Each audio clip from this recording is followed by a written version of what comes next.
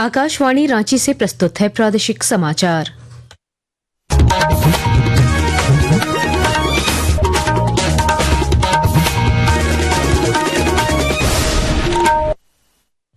नमस्कार, प्रादेशिक समाचारों के साथ मैं कामिनी। पहले मुख्य समाचार।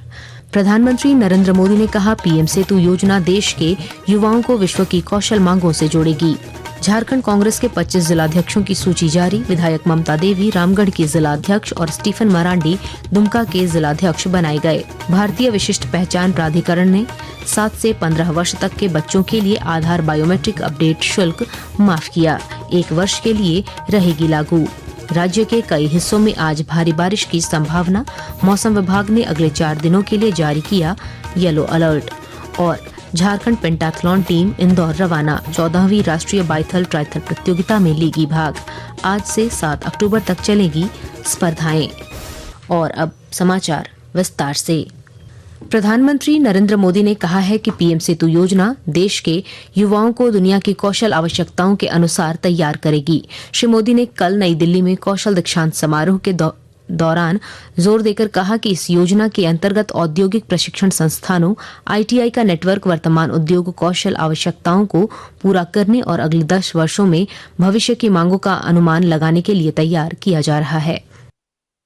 इंडस्ट्री और आईटीआई के बीच तालमेल को बढ़ाया जा रहा है। इस दिशा में एक और बड़ा कदम उठाया है। पीएम सेतु योजना की शुरुआत की गई है। देश भर में हमारे 1000 से ज्यादा आईटीआई इंस्टीट्यूशंस को इसका फायदा होगा। पीएम सेतु योजना के माध्यम से इन आईटीआई को अपग्रेड किया जाएगा। आधुनिक मशीनें आएगी, इंडस्ट्री के ट्रेनिंग एक्सपर्ट यहाँ आएंगे। एक तरह से पीएम सेतु योजना दुनिया की स्किल डिमांड से भी भारत के युवाओं को जोड़ेगी। कांग्रेस के राष्ट्रीय महासचिव केसी वेणुगोपाल ने झारखंड कांग्रेस के 25 जिलाध्यक्षों की सूची जारी कर दी है। इस सूची में रांची महानगर का अध्यक्ष एक बार फिर से कुमार राजा को नियुक्त किया गया है। इसके अलावा रामगढ़ की विधायक ममता देवी को रामगढ़, भूषणबाड़ा को सिमडेगा का जिलाध्यक्ष नियुक्त किया गया। वहीं स्टीफन मरांडी को पार्टी ने दुमका का जिलाध्यक्ष बनाया है। प्रधानमंत्री नरेंद्र मोदी द्वारा घोषित और पिछले महीने की 22 तारीख को शुरू हुआ जीएसटी बचत उत्सव समाज के सभी वर्गों को लाभ पहुंचा रहा है। आज प्रस्तुत है कपड़ा क्षेत्र में टैक्स कटौती के प्रभाव पर हमारी संवाददाता की रिपोर्ट। आम आदमी को बड़ा लाभ पहुंचाने के लिए सरकार ने कपड़ा उद्योग पर जीएसटी कम कर दिया है। नए जीएसटी सुधारों के तहत मानव निर्मित रेशों पर कर की दर 18% से घटाकर 5% कर दी गई है। इसी प्रकार मानव निर्मित धागों पर भी जीएसटी 12% से घटाकर 5% कर दिया गया है, जिससे परिवारों को आर्थिक राहत मिलेगी। इसके साथ ही 2500 रुपए प्रति पीस तक की लागत वाले रेडीमेड कपड़ों पर भी जीएसटी घटाकर 5% कर दिया गया है, जिससे फैशन किफायती होगा और मांग में वृद्धि आएगी। कपड़ा क्षेत्र में इस महत्वपूर्ण कदम से लागत कम होने, मांग बढ़ने और निर्यात को बढ़ावा मिलने की उम्मीद है। जीएसटी 2.0 के तहत यह युक्तिकरण मध्यम वर्ग और निम्न आय वर्ग के परिवारों के लिए भारतीय परिधानों को किफायती बना देगा। यह निर्णय वैश्विक बाजारों में निर्यात प्रतिस्पर्धा को बढ़ाएगा और भारत की वैश्विक कपड़ा केंद्र बनने की महत्वाकांक्षा को बल देगा। मीनाक्षी के साथ आकाशवाणी समाचार कक्ष रांची से मैं आसिया नाजली। केंद्र सरकार द्वारा संचालित श्रम योगी मानधन योजना से साहिबगंज जिले के मजदूरों को लाभान्वित किया जा रहा है। अधिक जानकारी दे रहे हैं हमारे संवाददाता। केंद्र सरकार द्वारा संचालित विभिन्न जन कल्याणकारी योजनाओं में से एक श्रम योगी मानधन योजना है। साहिबगंज के श्रम अधीक्षक बबन कुमार सिंह ने बताया कि योगी मानधन योजना जो है केंद्र सरकार की एक योजना है और इसमें 40 वर्ष से 55 वर्ष तक के जो व्यक्ति हैं और वो असंगठित कर्मकार हैं, अर्थात वो टैक्स नहीं भरते हैं, वो उनका पीएफ नहीं काटता है, ऐसे श्रमिकों को सामाजिक सुरक्षा प्रदान करने के लिए केंद्र सरकार ने ये योजना लाई है। और इसके तहत 40 वर्ष के जो व्यक्ति हैं वो 50 रुपये प्रति माह अंशदान देंगे और 55 वर्ष के जो व्यक्ति हैं उनका अंशदान 200 रुपया प्रति माह की दर से होगा, जो 60 वर्षों तक उनको अंशदान देना होगा। इसके पश्चात उनको 3,000 रुपया पर मंथ की दर से पेंशन की राशि आजीवन दी जाएगी। भविष्य की जरूरतों और जीवन यापन के लिए इस योजना का महत्व बढ़ जाता है। केंद्र सरकार की असंगठित क्षेत्रों में कार्य करने वाले श्रमिकों के लिए यह एक अच्छी योजना है। आनंद कुमार ओझा, आकाशवाणी समाचार, साहिबगंज। आदि कर्मयोगी अभियान के तहत हजारीबाग के चुरचू प्रखंड के ग्राम जमडीहा में ग्राम सभा का आयोजन किया गया। इसमें भारत सरकार के जनजातीय कार्य मंत्रालय के संयुक्त सचिव ब्रजनंदन प्रसाद ने भाग लिया। श्री प्रसाद ने कहा कि ग्राम सभा में बने प्रस्तावों पर भारत सरकार द्वारा गंभीरता से विचार किया जाएगा और आवश्यक वित्तीय सहयोग देने का प्रयास किया जाएगा।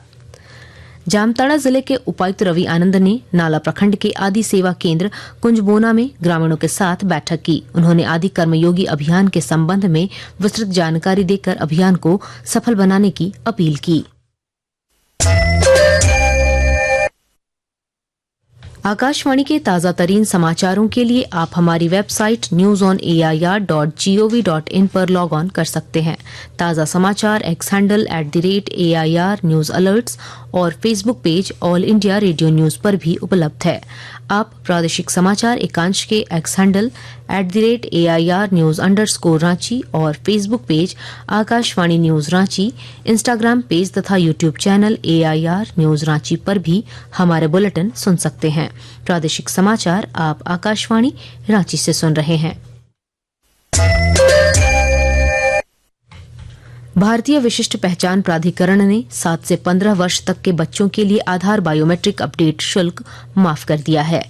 इलेक्ट्रॉनिक्स और सूचना प्रौद्योगिकी मंत्रालय ने कहा कि इस आयु वर्ग के लिए अनिवार्य बायोमेट्रिक अपडेट शुल्क में छूट 1 अक्टूबर से लागू की गई है और 1 वर्ष की अवधि के लिए लागू रहेगी।